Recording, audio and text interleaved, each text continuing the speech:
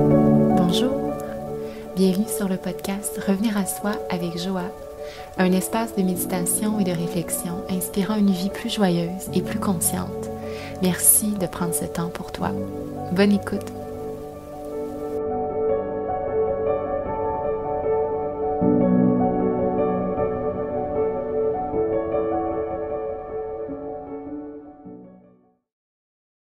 Allô, c'est Joa. J'espère que tu vas bien aujourd'hui et merci d'être là sur le podcast Revenir à soi avec Joa. Petit épisode aujourd'hui en prévision des fêtes de Noël, du jour de l'an, du break, si tu as un break pour les fêtes qui s'en vient, pour prendre le temps de se déposer parce que moi je sentais que j'en avais besoin. Donc, quand j'ai eu cette idée-là, j'avais écrit un peu sur comment est-ce qu'on peut se préparer pour vivre ce moment-là, puis faire en sorte que ce soit plaisant, que ce soit significatif, qu'on puisse utiliser ce temps-là aussi consciemment pour faire des liens, pour construire des beaux souvenirs, puis vraiment en fait, je me répète, mais que ce soit agréable et plaisant, parce que je sais que ça peut être un moment, les fêtes, stressant, si tu reçois, si tu as un horaire chargé, si tu reçois de la visite, quoi que ce soit, ça peut devenir à certains moments overwhelming. Puis c'est de prendre cet épisode-là, cette opportunité-là pour prendre un step back, un petit pas de recul pour se questionner et choisir vraiment comment on a envie de vivre ces prochains jours. Je pense que ça peut être hautement bénéfique parce que ça reste que c'est un moment qui peut être magique. Moi, j'ai un rapport au fait que je trouve que c'est un moment qu'on peut s'octroyer aussi et qu'on n'a pas besoin. Ça peut être un choix, en fait. Des fois, on le fait de facto, on embarque dans le tourbillon puis on se fait embarquer.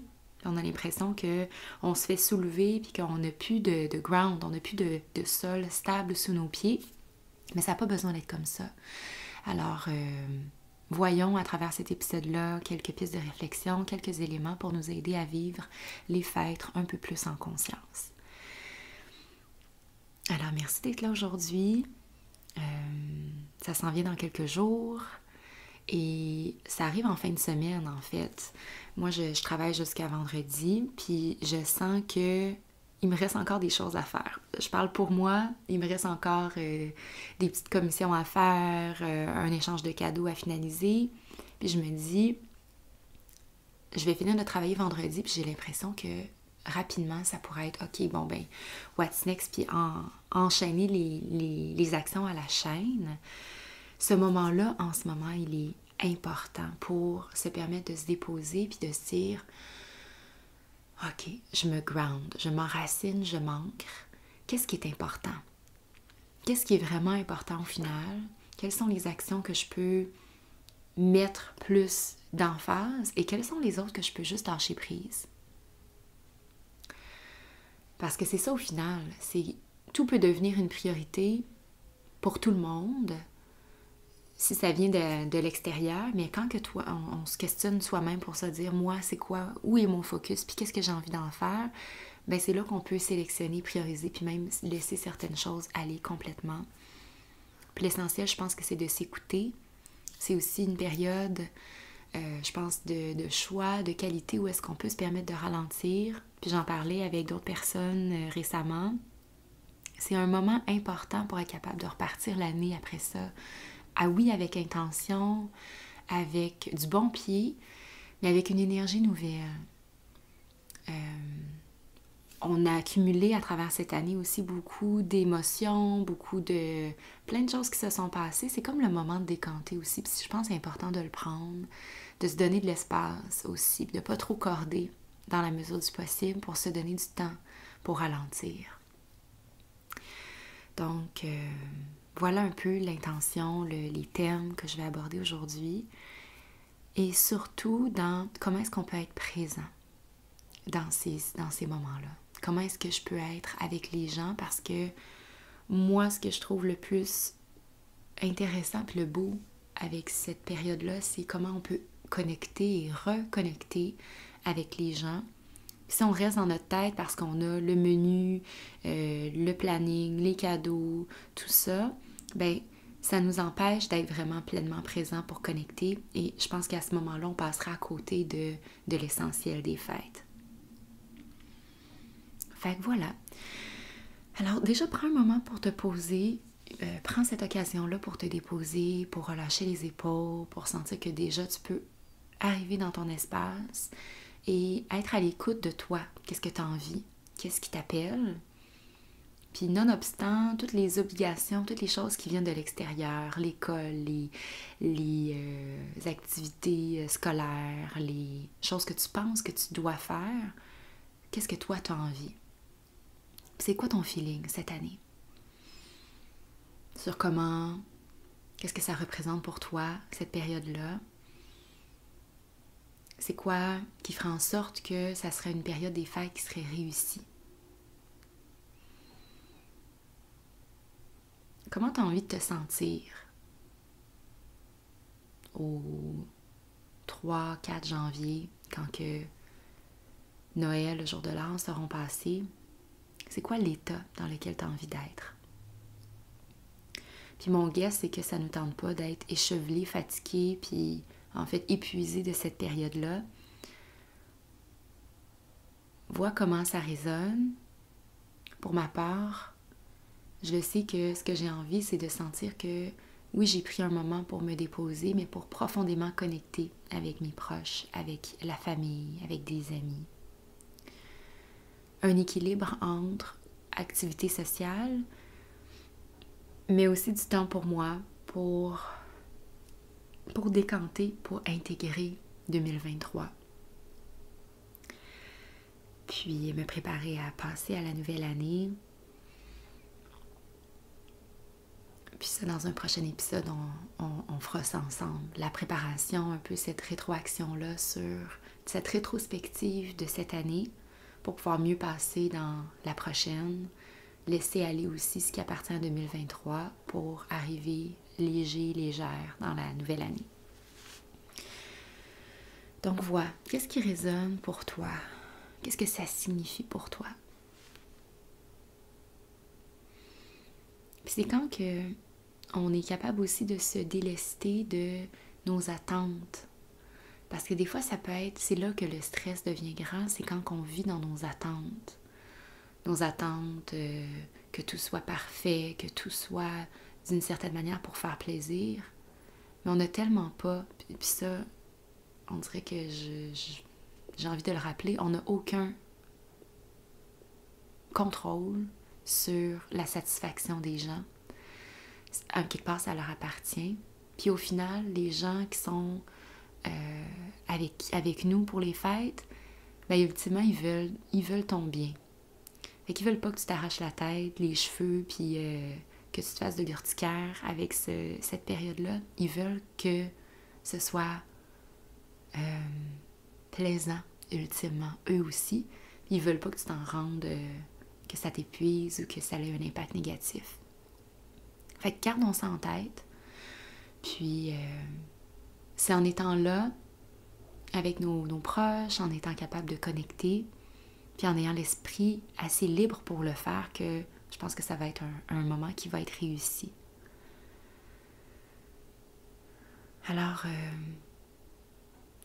permettons-nous de laisser aller certaines attentes, puis de se dire, regarde, peu importe, si je suis avec mon monde, si je suis moi-même, puis que j'arrive tel que je suis, c'est aussi ça, être capable de connecter dans le vrai, pas dans le...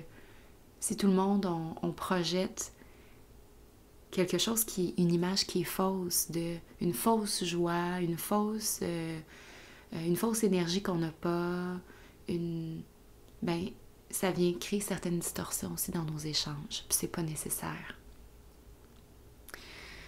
Donc, voyons quelle est cette intention, clarifie-la dans ton esprit maintenant.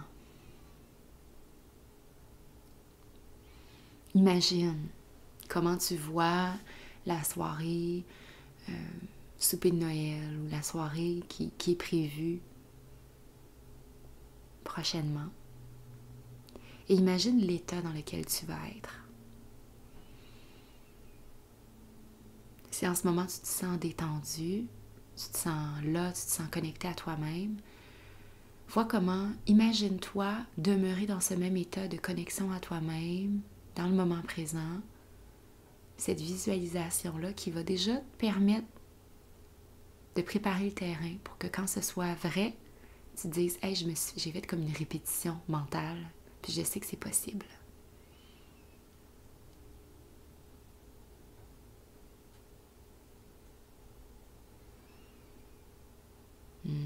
Déjà, sens quelque chose qui se dépose en toi. Tu te sens ancré maintenant. Tu as imaginé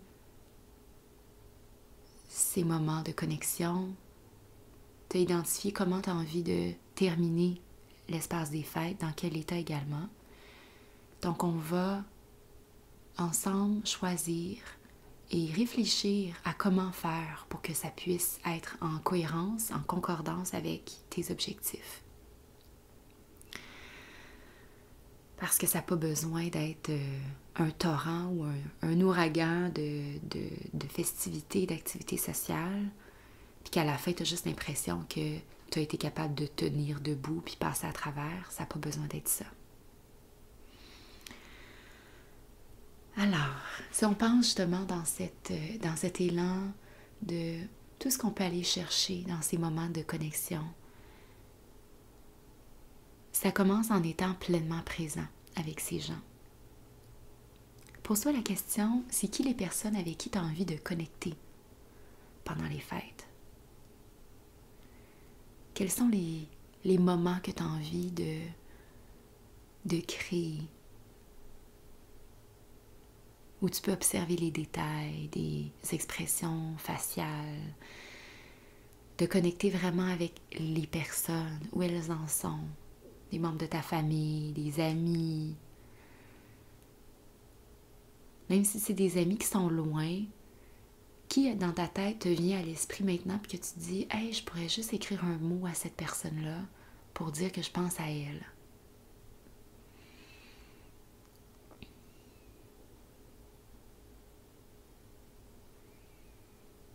Parce qu'à l'essentiel, c'est tellement un moment pour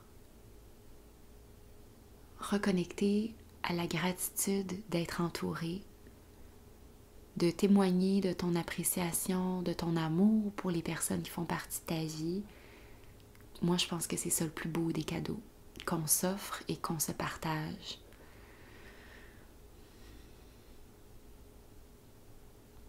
Tu peux dire aussi, au-delà des présents, des cadeaux physiques, comment est-ce que tu peux offrir de ta présence pendant ces moments-là pour les gens avec qui tu vas partager les fêtes? Que ce soit à travers de l'aide, de débarrasser la table, d'aider de quelconque manière pour montrer que tu es là, puis qu'on se soutient en communauté. Comment est-ce que tu vois que tu peux amener de ton aide si tu es accueilli chez quelqu'un pour soutenir les personnes qui te reçoivent?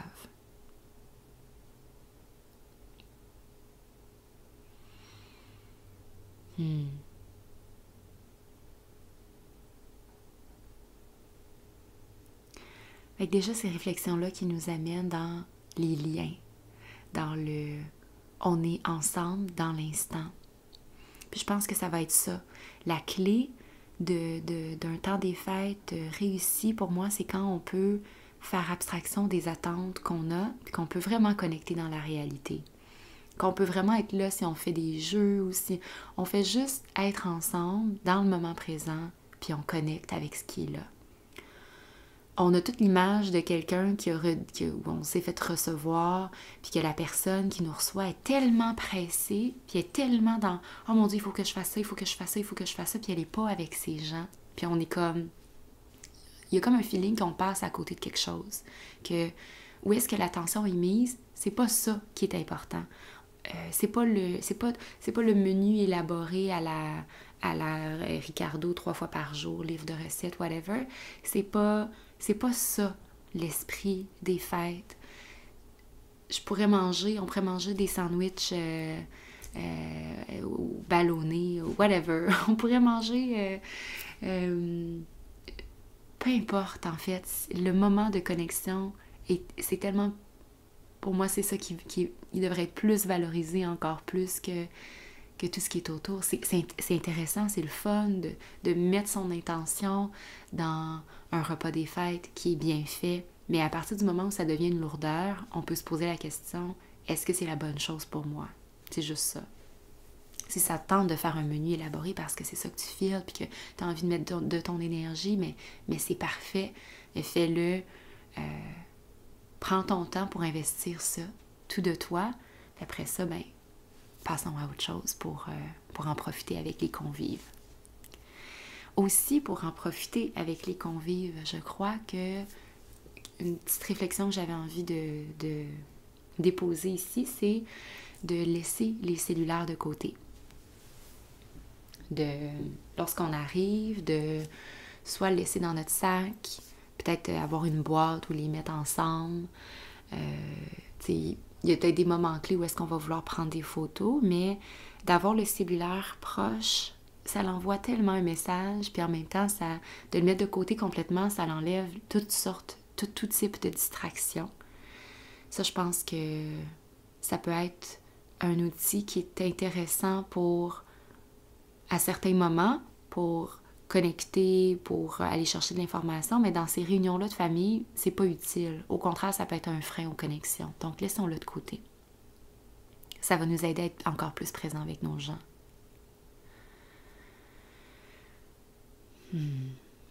J'avais aussi envie qu'on parle, parce que qui dit fête, dit plein de bouffe.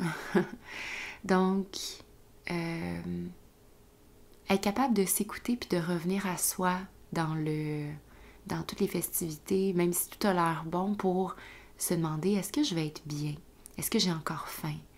Est-ce que ça serait mieux juste que je prenne une pause ou que je reprenne pas une autre portion de bûche, whatever. Puis ça se peut que ce soit, hey, ça me tente de faire, c'est l'abondance, on en profite, mais juste de rester dans l'espace dont on est bien pour pas qu'il y ait ces sentiments-là proches de la culpabilité après, dans le sens de, est-ce que je m'écoute pour être bien? Que ce soit pour la nourriture, pour l'alcool, les boissons, peu importe, d'être capable de consommer en conscience.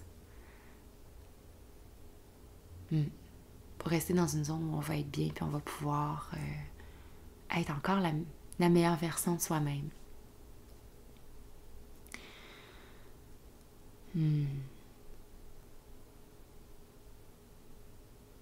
Dans tout ce qui est aussi la consommation dans les biens, dans les cadeaux, peu importe. Là, je sais qu'il est peut-être un peu tard s'il y a des choses qui ont déjà pas mal été achetées, mais c'est de garder en tête comment est-ce que ma consommation autour des fêtes peut rester dans le durable, de limiter l'empreinte écologique, de ne pas utiliser de trucs jetables le plus possible, de utiliser des décorations qu'on va pouvoir réutiliser,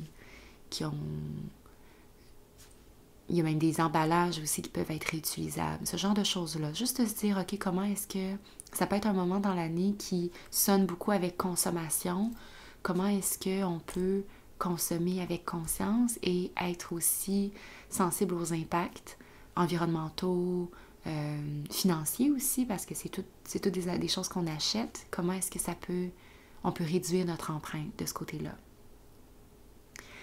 Puis, je ne pouvais pas parler de ce temps-là sans parler de comment est-ce qu'on peut aussi redonner. Parce que je parle beaucoup c'est ça, il y a, oui, la consommation, cadeaux, ce genre de choses-là, mais il y a aussi, je pense que c'est un temps cette année, et comme à chaque année, où que ça peut être très difficile pour d'autres personnes, pour plein de raisons. Comment est-ce qu'on peut prendre un moment, que ce soit dans le battement entre Noël et le jour de l'an, pour redonner? Que ce soit en temps, que ce soit en bien, si on a la capacité de le faire. Nous, on a vidé nos armoires, je dis nous, Ben a vidé nos armoires à la maison, vu qu'il est en grève, c'est un enseignant en grève. Il a tout vidé, puis on a fait ce qui était bon encore, puis qu'on est comme, on n'utilise pas, puis ça peut servir, plein de popcorn, plein d'affaires, on s'est dit ça, on va l'offrir. Donc, qu'est-ce qu'on peut donner, des choses qui sont utiles encore, des vieux jouets ou des jouets qui n'ont pas été beaucoup utilisés des enfants qu'on peut passer au suivant parce que c'est tough. Et en ce moment, je vois plein de choses sur les groupes Facebook style Marketplace ou des groupes de quartier où il y a des gens qui ont pas... qui ont de la difficulté à mettre de la nourriture sur la table, qui pensent à Noël puis leurs enfants, puis que ils n'arrivent pas financièrement pour offrir quelque chose. On peut tellement s'aider. Gardons ça en tête, puis disons-nous qu'est-ce que je peux faire pour contribuer à ça, pour donner au suivant, simplement.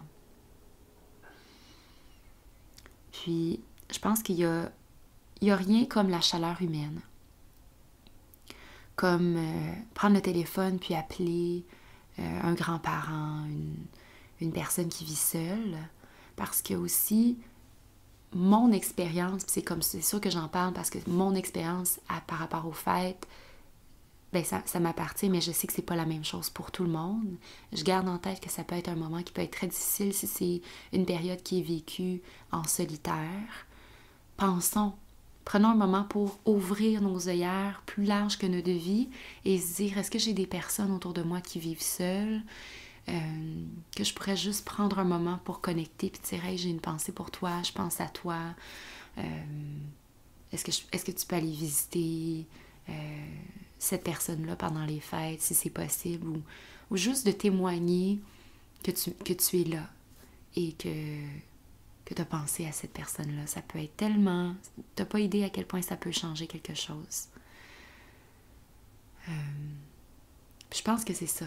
De se ramener à quel est l'essentiel de ce temps, quelles sont les valeurs qui t'appellent, qu'est-ce que toi tu as besoin en termes de ralentissement, en termes de temps pour toi, et d'être capable de t'honorer. De laisser de côté certaines obligations qui sont finalement pas obligatoires, puis de se rappeler que les attentes qu'on se fait envers soi-même, elles sont d'un côté illusoires. Ces attentes-là, c'est comme on a la réalité qui est comme une traque de chemin de fer. On a la réalité qui est un côté de la traque de chemin de fer et on a l'attente qui est l'autre bord de la traque de chemin de fer. Des fois, nos attentes sont très, très, très élevées et ça tire, ça crée de la pression pour qu'on change de notre track de réalité puis qu'on se calque à ces attentes-là. Des fois, on n'a pas l'énergie, c'est pas la bonne chose pour soi, puis on se dénature à ce moment-là parce que la réalité tend à autre chose. Comment est-ce qu'on peut être plus réel? Comment est-ce qu'on peut être plus en adéquation avec comment on se sent? Puis la dernière chose que j'avais envie de partager, ça va aussi par rapport à être capable de partir au bon moment. Dans les soupers des fêtes, si t'es fatigué, puis qu'on sent que c'est le bon moment pour partir, d'être capable de dire, OK, merci tout le monde, bonne soirée. Moi, je pense que c'est un art aussi, apprendre à quitter au bon moment, être capable de s'écouter, c'est important aussi. Puis, voilà, je pense que comme ça, c'est... En tout cas, c'est les points qui me venaient en tête quand je réfléchissais à ce thème-là, puis je me disais, j'ai envie de me ramener à connecter avec ma famille, échanger des moments, parce que c'est ça qu'on va se rappeler plus tard. Pas tant la qualité du dessert, pas tant les cadeaux. Si tu me demandes qu'est-ce que j'ai reçu comme cadeau en 2019, peu importe, j'en ai aucune idée, je m'en rappelle plus. Mais je me rappelle de à quel endroit on a fêté. Je vais me rappeler des gens, je vais me rappeler des jeux, si on a joué à un jeu. Ça, je pense que tout ce qui est le rire, la chaleur humaine et la qualité des échanges et la qualité de présence, c'est ça. Puis au final, c'est l'hiver, c'est une période qui tend à plus d'introspection aussi, donc d'aller chercher cet équilibre-là entre on a de l'extraversion avec nos activités sociales, mais contrebalancé avec un temps de repos pour que tu puisses recharger tes batteries parce que la nouvelle année va repartir et c'est important d'avoir pris ce temps-là de pause pour toi pour mieux repartir ensuite. Alors voilà pour aujourd'hui. J'en profite pour te souhaiter un beau temps des fêtes. Un temps des fêtes surtout qui est en adéquation avec ce que tu as envie. D'en faire ce que tu veux, en fait. Tu as le choix, on a le choix. Et gardons en tête que c'est un temps de communauté pour connecter. Ouvrons la porte à cette connexion de qualité avec nos gens. Puis ayons une pensée pour ceux que c'est un petit peu plus difficile en ce moment et voir comment on peut contribuer à notre manière pour s'entraider. Donc, je te remercie d'avoir été à l'écoute. Je te reviens avec un autre épisode dans le thème des fêtes prochainement pour nous préparer à la transition de l'année. Et aussi en même temps, je voulais te partager quelques bribes de mon année pour, en fait, ma rétrospective et aussi comment faire cette rétrospective-là pour soi et se préparer au passage vers la prochaine phase. Donc, un beau temps des fêtes à toi. Prends soin de toi, de tous tes proches et namasté.